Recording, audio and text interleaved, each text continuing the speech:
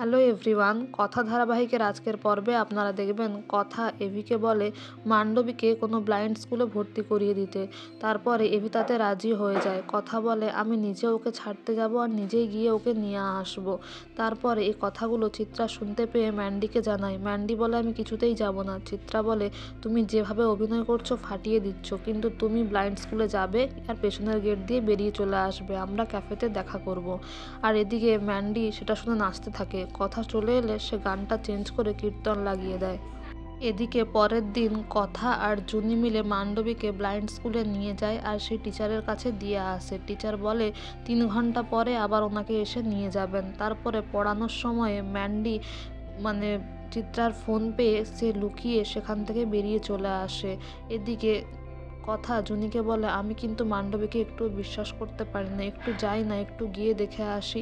তারপর সে গিয়ে দেখে মান্ডবী সেখানে নেই। তারপর সে জুনিকে ডেকে নিয়ে আসে আর বলেছিলাম না যে ও নাটক করছে, নয়তো কি করে একা একা বেরিয়ে আসতে পারে, চল, বেশি দূর হয়তো যায়নি। তারপর তারা মান্ডবীকে ফলো করার চেষ্টা করে আর দেখতেও পায়, তার পিছু ধাওয়াও করে।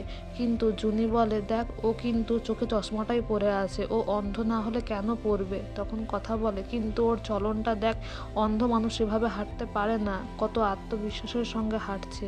এদিকে মান্ডবী চিত্রার সঙ্গে দেখা করে। চিত্রা বলে আমাদের প্রথম আর প্রধান কাজ হচ্ছে কথা এভির মধ্যে চিড় ধরানো, আর সেটাতে আমাদেরকে সাকসেসফুল হতেই হবে, কারণ ওদের সম্পর্কটা একটু অন্য রকমের হয়ে যাচ্ছে।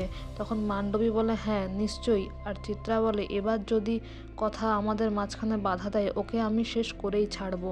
তারপরে দেখা যায় ক্যাফের বাইরে কথা আর জুনি ম্যান্ডিকে লক্ষ্য করে আসে আর কথা মেজমাকে দেখে চিনতে পেরে যায়। সে জুনিকে বলেও।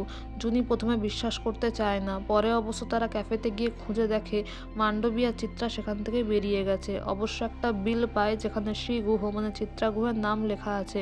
তখন জুনি ভয় পায়। কথা বলে আমি বুঝতে পারছি এখানে মেজমা জড়িয়ে গেছে, পরিবার জড়িয়ে গেছে, আর পাচক মশাইয়ের কাছে মেজমা অনেক কিছু।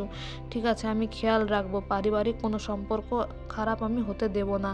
এদিকে আগামী পর্বে আপনারা দেখবেন কথা বাড়ি ফিরে মান্ডবীকে আর চিত্রাকে বলে তোমরা ক্যাফেতে দেখা করতে গিয়েছিলে তাই না, আর এইভাবে চার্জ করতে থাকলে অর্ণা এসে কথাকে অপমান করে, আর প্রমাণস্বরূপ অবশ্য কথা সেই বিলটাও দেখায়। তো বন্ধুরা, এই ছিল আজকের update. Thank you so much for watching the video. Thank you.